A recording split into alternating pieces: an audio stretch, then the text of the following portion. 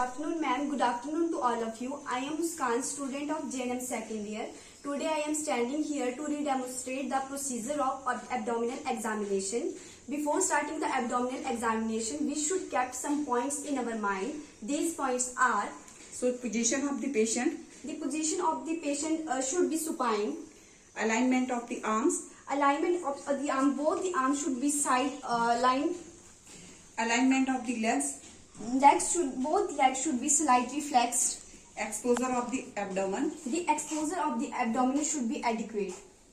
So this is the point which should be remain in our mind before we are going to the abdominal examination.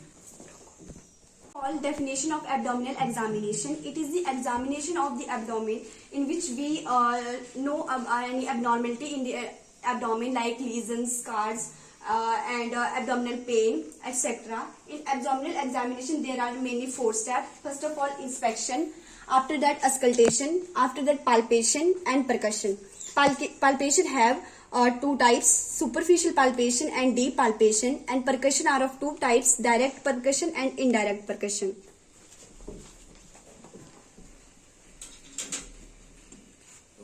In inspection, we check the shape, size, and peristalsis movement, status of umbilicus in the abdomen. First of all, size. The normal abdominal size is at the level of the chest.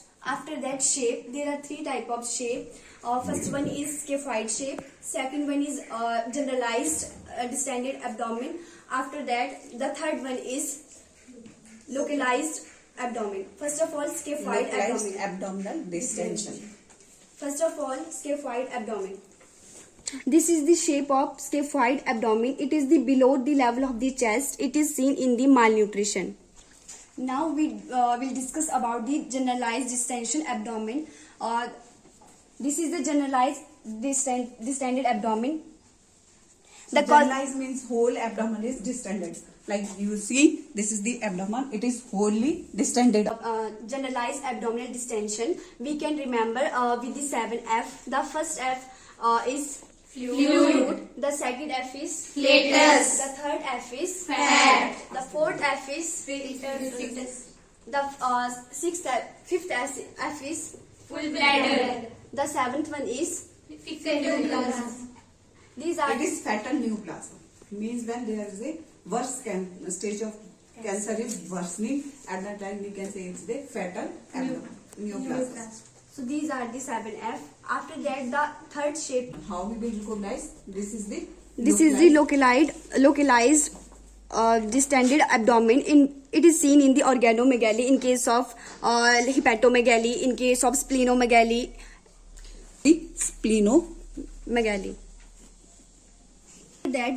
After that, in inspection, we check the color of the abdomen. The discoloration is seen in the pancreatitis, and flank discoloration is seen in the peritonitis, and there is also discoloration in the periumbilical region. This is ecchymosis. It is seen in the.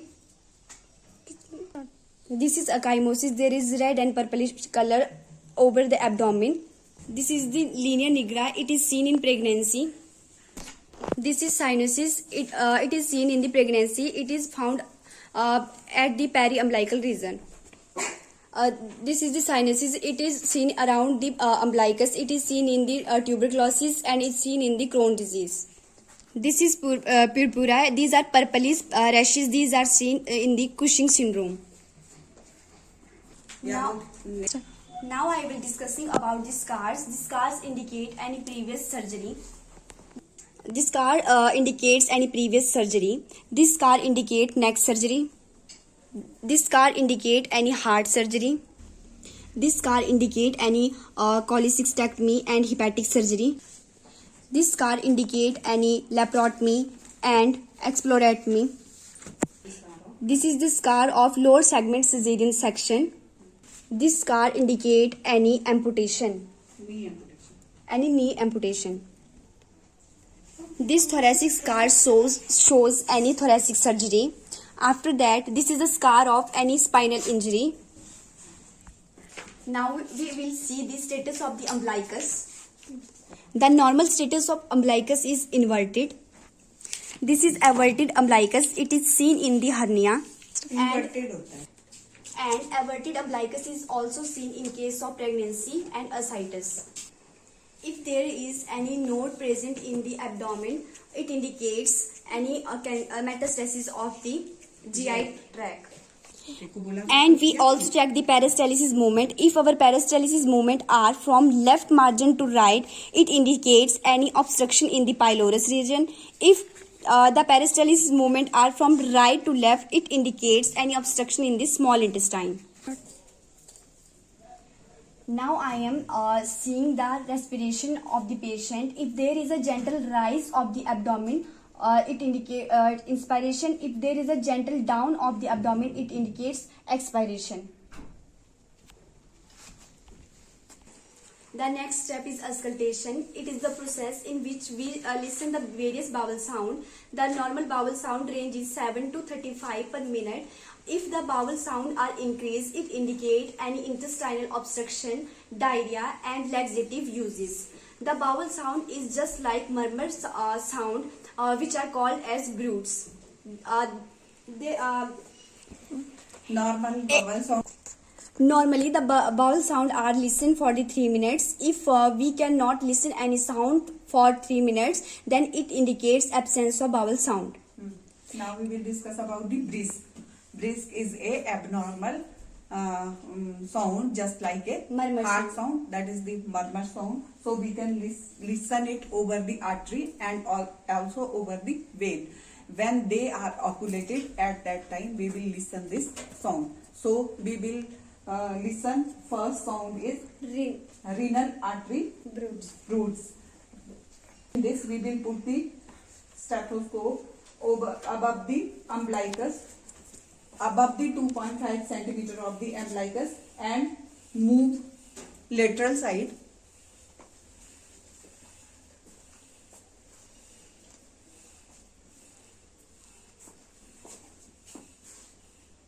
Aortic broods.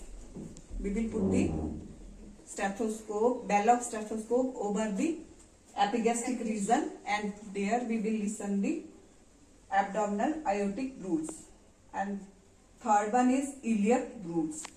In this we will put this bell of the stethoscope above the below the 2.5 centimeter of the umbilicus and move to the lateral.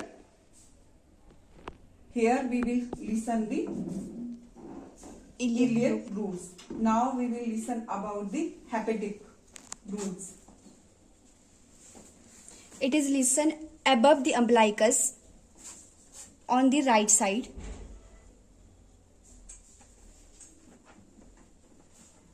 Listen the rubs. There is a two type of the rubs. One is the hepatic function rubs and one is the splenic rubs. In hepatic function rubs, we will listen the scratchy sound over the liver. When we will listen it, we will tell the patient to breathe through mouth. आप सांस ले लो ऐसे 3 times. जोर जोर से एक बार और बस. At that time, when we listen this hepatic friction rubs, we can see it in 3 type of the disease. One is the post liver biopsy, one is the hepatic infarct, and one is the hepatic carcinoma. Now we will listen the splenic rub. We will put the stethoscope over the 6 to 12 intercostal muscle and listen this abnormal scratchy sound. When we will feel this scratchy sound, we will feel it in sickle cell carcinoma. MLC, it is also one type of CMLC, it is also one type of the carcinoma, and one is the post splenic puncture. After that, we will listen this splenic rub. We will listen successional splash. It may be auscultate in a patient left upper quadrant. In this, we will shake the patient's abdomen and listen just like gargling sound, that is known as splash sound. We can say it is splash like noise. It is heard after several hours of eating or drinking. And gastric empty due to the gastric outlet obstruction. When there is a obstruction, when gastric outlet obstruction occurs, at that time we will listen this successional splash. Now we will do the third step, that is the palpation. Palpation, and one is the deep palpation. aa jayega. Temperature like this. This is the superficial palpation, and we can say it is also superficial palpation. In this we will see the tenderness of the abdomen, and second one the deep palpation. In deep palpation we will use two hands like this. If this is also deep palpation, when we want to see the organs, its length and width, at that time we will give the deep palpation like this. And if we want to see the renal, we want to palpate the renal, we will put the one hand below the back of the patient, and one hand will be put over, and we will do deep palpation by this method like this. This is deep palpation and superficial palpation. And last point is the percussion, in which we will also use the two methods. One is the direct percussion, or one is the Indirect percussion. Indirect percussion, where we feel the tenderness. We will, in percussion we will listen the sound. One is the sharp sound, one is the dull sound. If there is a something accumulate in the organs, there will be some abnormality. If we feel the sound will be dull. This is the direct palpation, or this will be the indirect palpation. Percussion. If we will listen sharp sound, it indicates our organs are properly functioning. If we will listen the dull sound over the organ, it indicates there is any effect on the organ. It is diseased, something occurs in the organs, and there will be something accumulation in the organs. So this is about the abdominal examination. Thank you very much.